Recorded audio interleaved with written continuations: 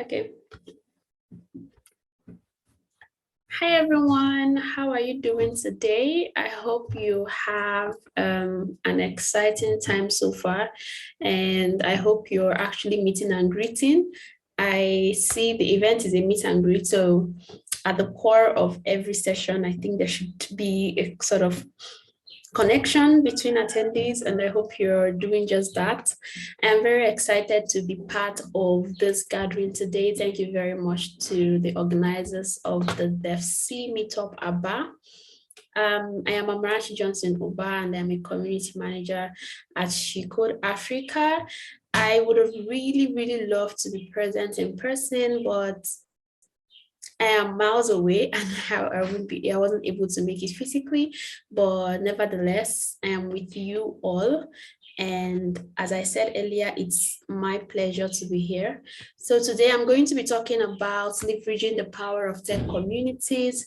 This is a topic I really love. I love speaking about tech communities. I like speaking about the power of communities. And when the organizers gave me this topic, I was like, yeah, I like it. So I'm very excited to be speaking on this topic. First of all, I would love to give you a brief story about my background. Of course, like a lot of you in this meeting today, I started out my tech journey in Aba. So now you know why I am particularly excited to be back to Aba, although virtually, to be speaking to the community there. The whole thing about my tech career started from Aba. It started in Aba at Innovation Growth Hub. And prior to that time, I was a complete novice. That was in 2018. I was an absolute novice, and I joined Innovation Growth Hub as a front-end web developer in 10. And that was where I, joined the community there. Innovation Growth Hub had its own community, of course, and we also had a couple of other dev communities in Abadan. And I think DevC was pretty young. At 2018, I don't even think it existed, but I think by 2019 it was pretty young. And we have other communities as well, like Oscar Bar, we had Follow.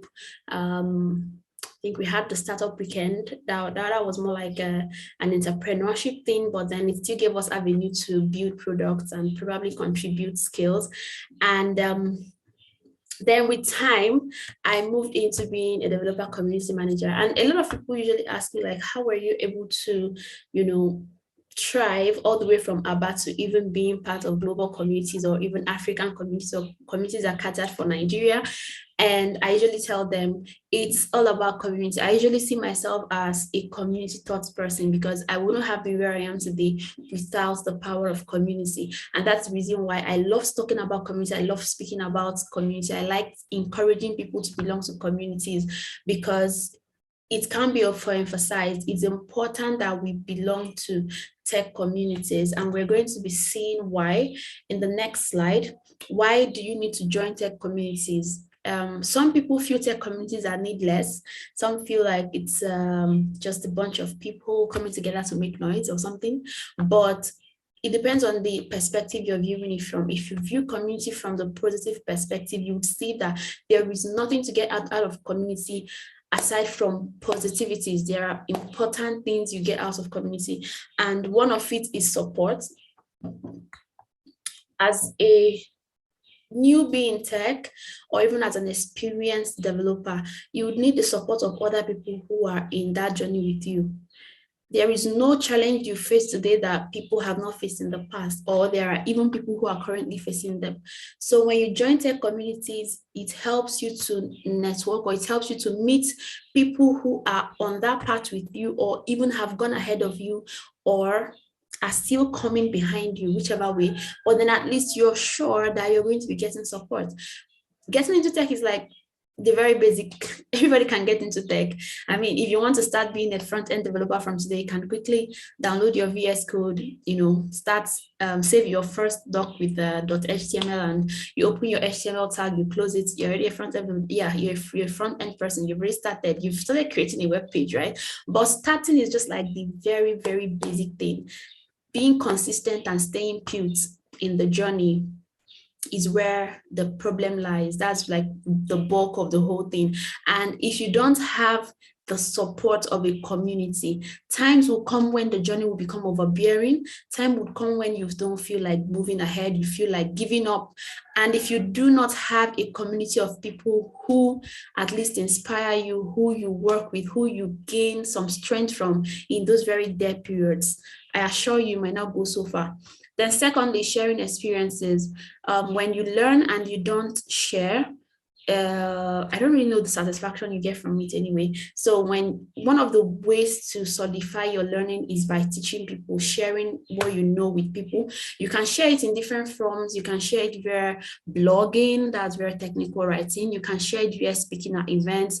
You can share it via contributing, like sharing ideas or even answering questions on the communities you belong to. So as humans, we love to be appreciated. Everybody wants to be appreciated for what they know. We have this sense of pride that we feel when we realize that what we know is helpful to someone out there. So when you belong to a community, as much as you're sharing experience and people are gaining from it, you're also having this self-confidence built up in you, knowing that what you know is actually helpful. What you know is something that people would love to learn from you. And that is also a very important thing that community does for you. Then thirdly, making connections.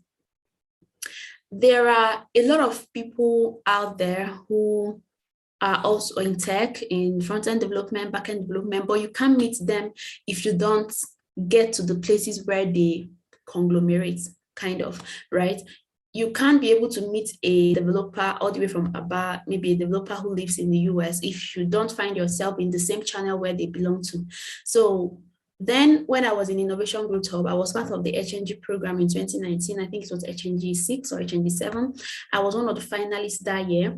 I made a lot of useful connections, people who I still like talk with, I still ask them questions, like we're still in very close terms, up to date, because we networked in 2019. These are people who ordinarily nothing would have brought us together, like nothing would have made our paths cross. They lived in different parts of the country, but because of that community, because HNG is actually a community, despite the fact that it's an internship, whether you're a finalist or not, there is still a platform for everyone to still come together and network. In fact, some of us even got as far as creating our own WhatsApp groups out of HNG because of how, how close we became in the internship. We created our own WhatsApp group where we still get in touch, right? So these connections are very necessary. These connections are very necessary. The first paid technical writing gig I ever had was brought to me via a friend I met during that period. So you make connections in the community. So when you're talking about connection, we're not just talking about the community in Aba or the developers in Aba. In as much as you start from there, of course, because you can't neglect home, you start your networking from there, but don't limit yourself to just networking or making connection with communities in Aba or your locality. You reach out, expand your tentacles, join other communities in other parts of the country or other parts of the world, and get to make this connection, because they are very necessary as you proceed. Number 4 is sense of belonging. Everybody needs to have a sense of belonging. The truth is, if you learn tech solo, like you're a solo dev, you don't belong to any community, you will do well. I won't say you won't, but then when you belong to a community, it gives you this feel that you actually belong to something. It's just like when we were in school, we used to have this association of Anambra students, we had association of Abia students, association of Ebonyi students. If you don't join any of those associations, it doesn't make you less of an Abia person, it doesn't make you less of an Anambra person, it doesn't make you less of an Ebonyi person. But then there is this, there's this feel it gives to be in a community of same type of people as you, people who speak the same language as you, people who probably you could even see one of your village people there, right? So that's the same thing with communities. When you join a community, for instance, you're a designer and you're just solo, probably all the friends in your contact or all the people that follow you on Twitter are mostly nurses and doctors. It doesn't give you that vibe that you're really into this design thing, right? But if you're a designer, you join communities like Friends of Figma, probably contribute to those communities, answer questions, help people out, volunteer to mentor people, volunteer at events. Like, it gives you this feel that you're actually part of something big, right? And it gives you even more opportunity to stay put in your path and not delve out tomorrow and say you're now getting into something else, because like you have this community you belong to and you kind of stay loyal to them. Then the fifth is accountability. This is a very important thing that happens in every techie's life, because at some point the journey becomes very tiring. As I said, starting is just like the tip of an iceberg. Is the sustainability, the consistency that follows that makes the most sense and is like the most difficult. At some point during your tech journey, you're going to be tired, you're going to be frustrated, you're going to meet some bugs that will make you feel like, are you really sure this coding thing or this design thing is really meant for me? It's like I'm going to stop, that kind of thing. So you need people that can keep you accountable, people that can even help you like navigate through certain points of your journey. At She Code Africa, we have this mentorship program that we do. I think the 6th cohort will be opening pretty soon, where we match a mentor, that's someone who is more experienced in a field with more less experienced people, so they can learn from the mentor. The mentor is not like teaching them or spoon feeding them, but just someone who can like act like a cover that helps them navigate through front-end web development or back-end web development or cloud engineering, whatever path they choose to tread, but someone who helps them navigate so that they don't just end up doing anyhow. So if you're interested in that, you can actually look out for the announcements, but that's by the way. But that's also something a community does. She Code Africa is also, is an NGO, but then we have a community as well. And we provide this platform for women to have an accountability partner. So apart from SCA, other communities as well can also serve as, you can find a mentor in a community without them having to announce a mentoring program. You can have, so you reach out to someone. When you're contributing actively to a community, it's easier for you to find someone who can mentor you. Like, you already have this relationship with them, so you can send them a message, tell them you need someone to keep you accountable, someone to help mentor you in the field you're currently at. And then finally, it's professional development. By the time you do all the things I've already explained prior to now, your professional development is sure. You're going to be better, you're going to grow, you're going to do better in whatever field that you find yourself.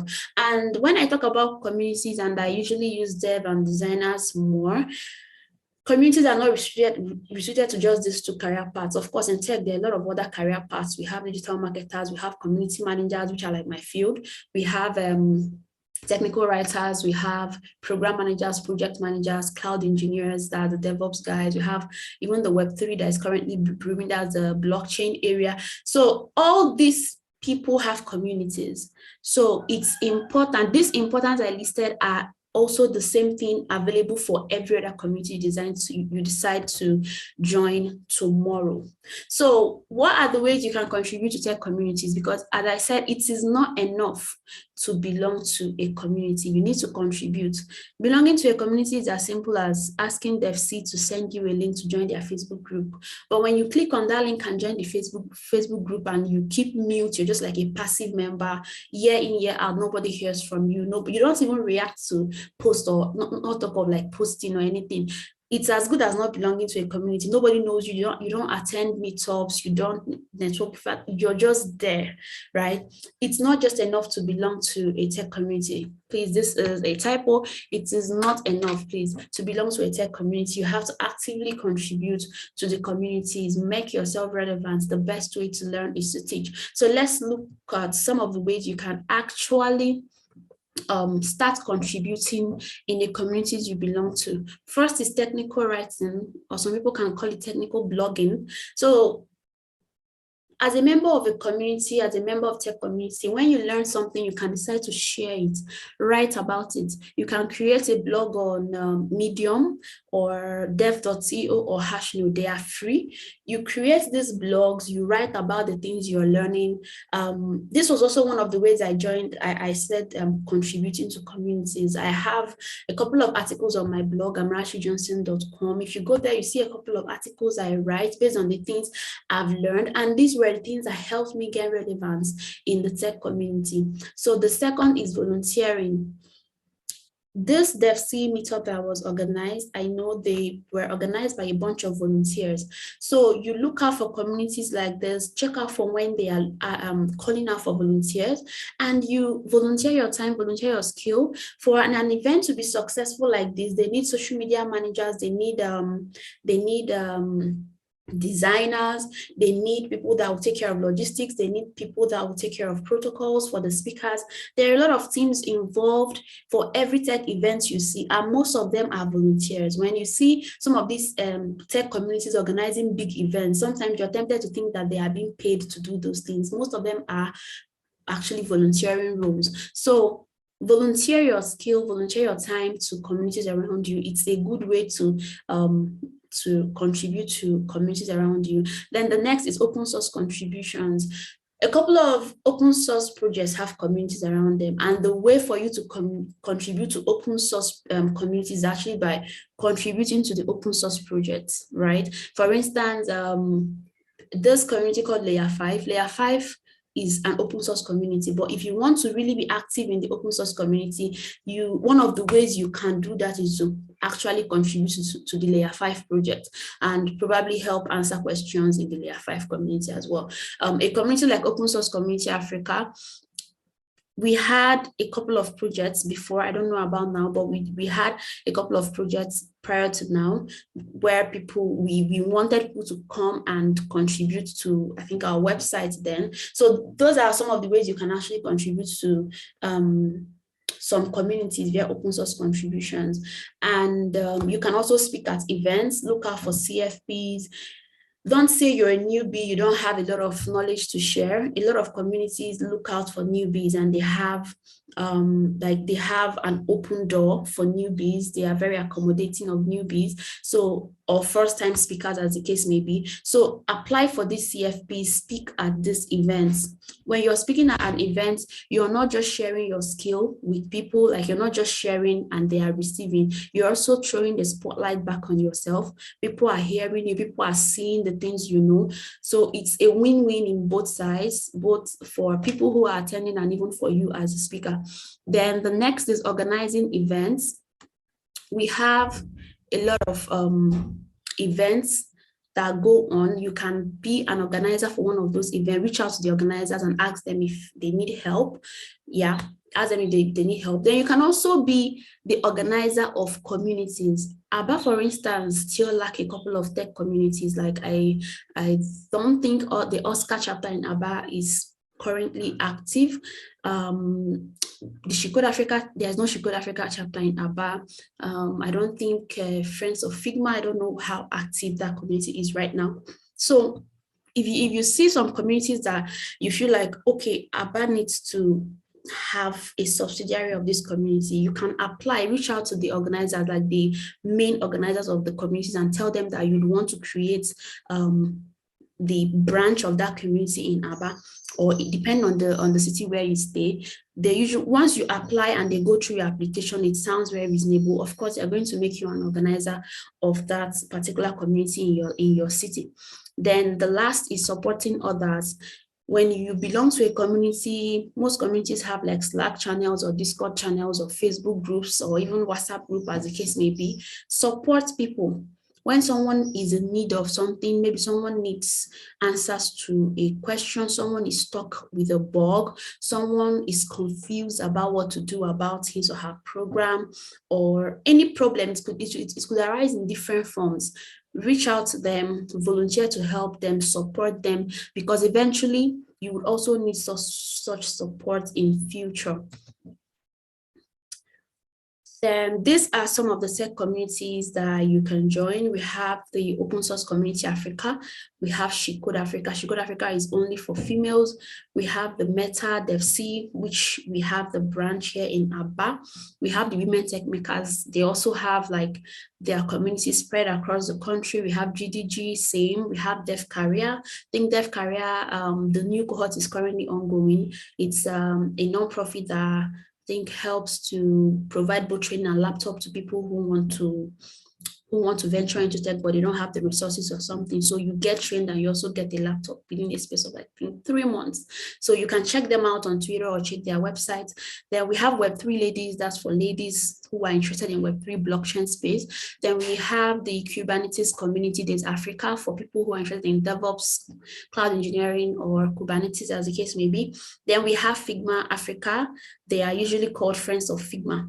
They are for our product designers. This is just to mention, but we have other communities. For community managers like me, we have the CMX community, we have the community club, we have I think the Rosie Land. We have a lot of communities for community managers as well. So you mustn't belong to all. Just know the ones that are important for you and your journey. Know the one that speaks most to what you want to do or what you want to achieve within a period of time, and then you join them and become active in those communities. I hope you enjoyed the session. I hope you at least got something out of the session. If you have any question, I'm available to answer them all. And if you have any other question you actually want to reach out to me via Twitter, you can reach out to me via Amara Delight.